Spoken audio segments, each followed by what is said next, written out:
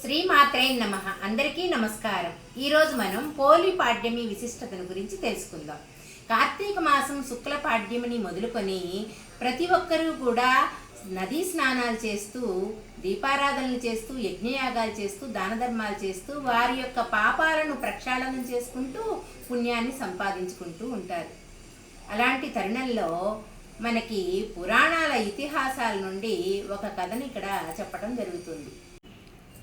మార్గశిర శుక్ల పాడ్యమి రోజు చేసేటటువంటి దీపారాధనను పోలీస్వర్గం దీపారాధన అంటారు.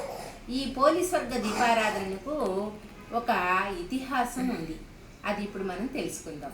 పూర్వము వారణాసి అనే ప్రాంతంలో విశాల అనే నగరంలో రజకమ్మ అనే ఒక స్త్రీ ఉండేది. రజకురాలు. ఆమెకి 7 కుమారులు ఉన్నారు. 7కి వివాహం జరిపించింది.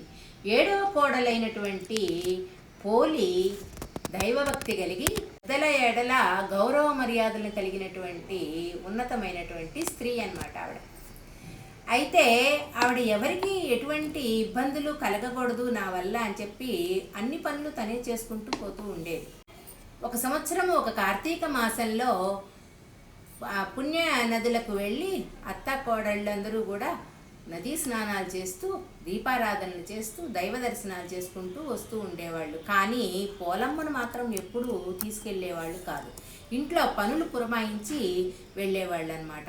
అలా అన్ని పనులు చేసుకుంటూ ఇంట్లో దైవారాధన చేసుకుంటూ ఉండేది. భగవంతుడినే ధ్యానిస్తూ ఆవిడ దీపారాధన ఎలా చేస్తుంది అంటే, పోలి ప్రతిరోజు బావి దగ్గర స్నానం చేసి పెరటిలో ఉన్నటువంటి పత్తి చెట్టు దగ్గరికి వెళ్ళి ఆ దూదిని తీసుకొని ఒత్తి చేసుకొని, అంతకు ముందు రోజు చిలికినటువంటి మజ్జిగ కవ్వానికి ఉన్నటువంటి వెన్నను రాసి దీపారాధన చేసి, ఆ దీపారాధన కూడా ఎవరికి కనపడకుండా ఉండేలాగా ఒక తట్ట కింద పెడుతూ ఉండేది. అలా ప్రతిరోజు నిత్యము దైవారాధన చేస్తూ ఆ భగవంతుని ధ్యాసలో కాలం గడుపుతూ, దైవ చింతనతో కాలం గడుపుతూ ఉండేది. ఆ తర్వాత పోలమ్మకు ఆయుర్దాయం తీరింది. విష్ణు భటులు విమానం తీసుకుని వచ్చి విమానం మీద ఎక్కించుకొని వెళ్తూ ఉన్నారు.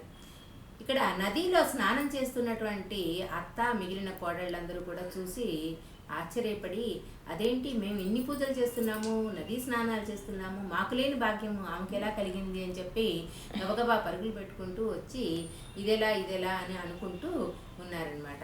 ఈ లోపల ఆ భటులు చెప్తూ ఉన్నారు, ఆవిడ యొక్క పూజా విధానానికి మెచ్చి భగవంతుడు విష్ణు సాన్నిధ్యాన్ని చేరుస్తున్నాడు అని చెప్పి చెప్పారనమాట. అత్తాకోడళ్ళు వారి అజ్ఞానానికి విచారిస్తూ శరీరంతో విష్ణు సాన్నిధ్యం పొందినటువంటి పోలి సుకృతమని భావించి ప్రశంసిస్తూ ఆమెను ఎంతో మెచ్చుకున్నారు.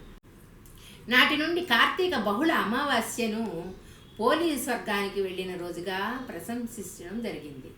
శుభం భూయాత్. Please like, share and subscribe.